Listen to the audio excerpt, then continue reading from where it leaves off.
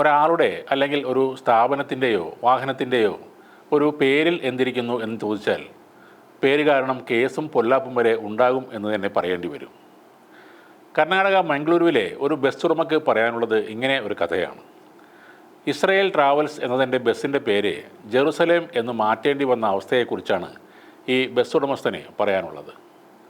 12 വർഷത്തോളമായി ഇസ്രയേലിൽ ജോലി ചെയ്യുന്ന ആളാണ് ലെസ്റ്റർ കട്ടിൽ എന്ന വ്യക്തി. കടപ്പാടും സ്നേഹവും കൊണ്ടാകാം അദ്ദേഹം തൻ്റെ ബസ്സിന് ആ രാജ്യത്തിൻ്റെ പേര് തന്നെ നൽകിയത്. എന്നാൽ ഇസ്രായേൽ ഇറാൻ യുദ്ധത്തോടെ കാര്യങ്ങൾ അപ്പാടെ തലകീഴായി മറിഞ്ഞു.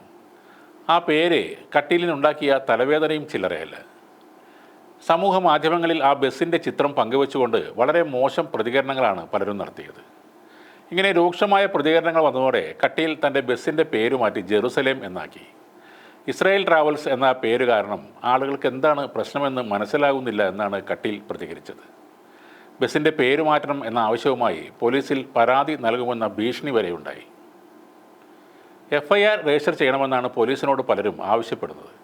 എന്നാൽ ഇക്കാര്യത്തിൽ പോലീസ് ഉദ്യോഗസ്ഥർക്ക് യാതൊരു പ്രശ്നവുമില്ല. പേര് മാറ്റണമെന്ന് പോലീസുകാർ ഇതുവരെ ആവശ്യപ്പെട്ടിട്ടുമില്ല. സമൂഹ മാധ്യമങ്ങളിൽ അതുകൊണ്ട് പോലീസിനെതിരെയും വലിയ രീതിയിലുള്ള വിമർശനം കടുത്തു വന്നതോടെയാണ് ബസ്സിൻ്റെ പേര് മാറ്റാൻ താൻ തീരുമാനിച്ചതെന്നാണ് കട്ടീൽ പറയുന്നത്. പുണ്യഭൂമിയായ ജെറുസലേം സ്ഥിതി ചെയ്യുന്ന രാജ്യമാണ് ഇസ്രയേൽ. അവിടുത്തെ രീതികളെല്ലാം തനിക്ക് ഇഷ്ടമാണ്. ആ രാജ്യമാണ് തനിക്ക് പുതിയൊരു ജീവിതം തന്നെ തന്നത്. അതുകൊണ്ടാണ് ഇസ്രായേൽ എന്ന പേര് തൻ്റെ ബസ്സിന് ഇട്ടത്.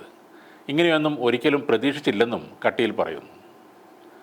മൂഡ്ബിദ്രി കിന്നുകോളി കടീൽ മുൽക്കി റൂട്ടിൽ സർവീസ് നടത്തുന്ന ഒരു ബസ്സാണ് ഇത്.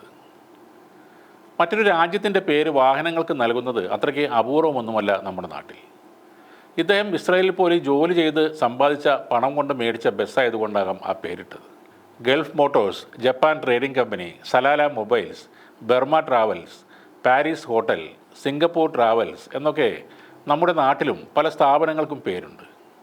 എന്നാൽ ഇപ്പോൾ യുദ്ധം രൂക്ഷമായ സാഹചര്യത്തിലാകണം ഇസ്രായേൽ എന്ന പേരിനെതിരെ ജനരോഷം ഉയർന്നത്.